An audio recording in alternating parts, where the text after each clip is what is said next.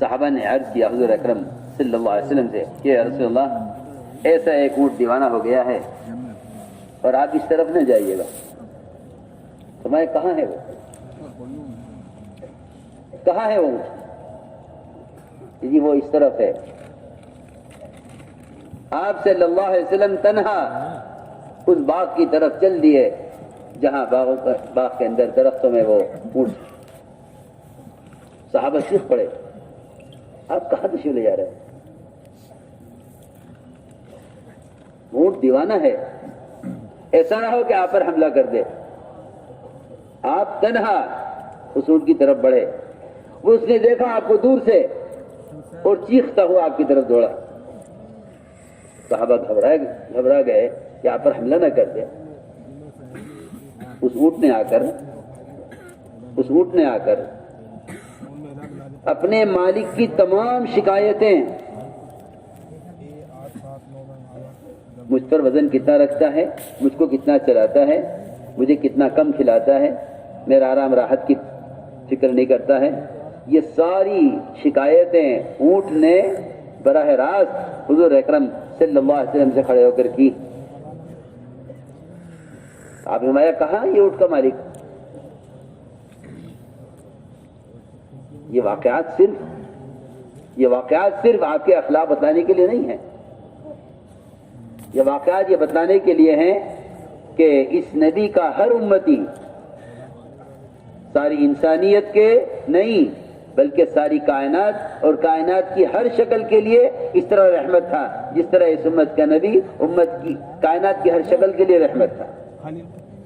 یہ واقعات ہمیں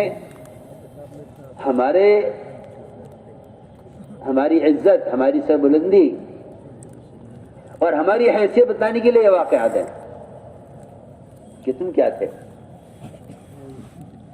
تم جانوروں کے لیے کیسے تھے, تم انسانوں کے لیے کیسے تھے, تم ستانے والوں کے لیے کیسے تھے. چنانچہ فرمایا کہاں ہے اس کا مالک اونٹ کا, اسے بلاؤ.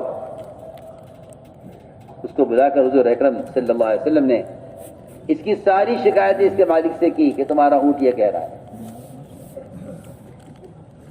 ساری شکایتیں مالک سے, تمہارا اونٹ یہ کہہ رہا ہے. میں عرض کرنا چاہتا ہوں کہ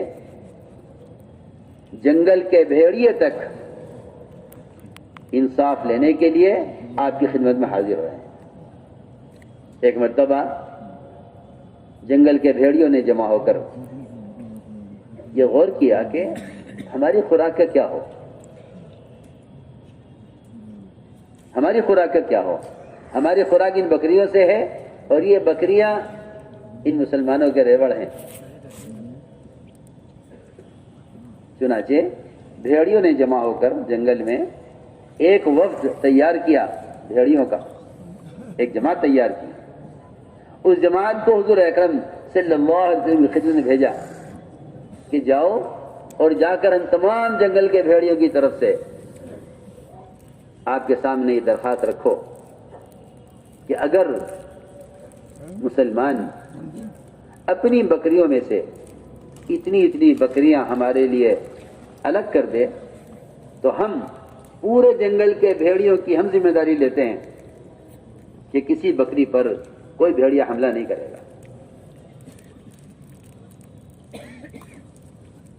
سوچو, جس مسلمان کی ذات سے جنگل کے بھیڑیوں کو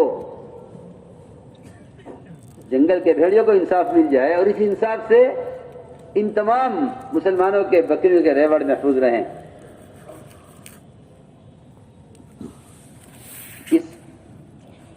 اس خیر کا تعلق کسی ہتھیار سے, کسی حکومت سے, کسی شکل سے نہیں ہے.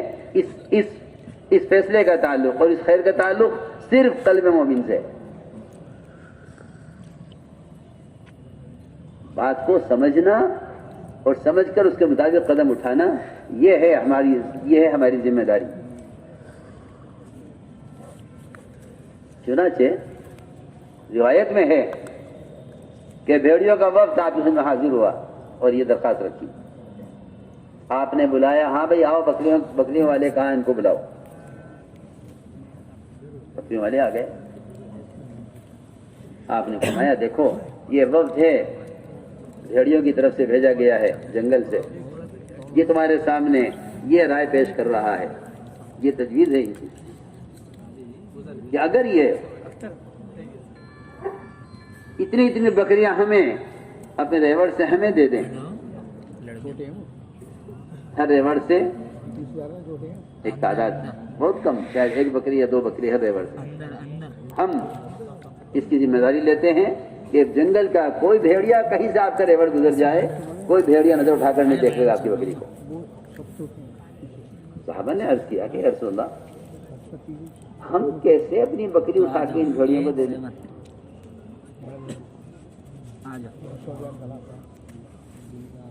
عرض کیا کہ ہم اپنی بکریوں کی حفاظت کریں گے, لیکن ہم بکریاں اٹھا کے ان کو دے دیں. حضور اکرم صلی اللہ علیہ وسلم نے اس بات پر, آپ نے اس بات پر بھیڑیوں کا ساتھ دیا اور بھیڑیوں سے یہ کہا آپ نے کہ اب تمہیں اختیار ہے, تم خود ہی حملہ کر کے اپنی غذا کا انتظام کر لیا کرو.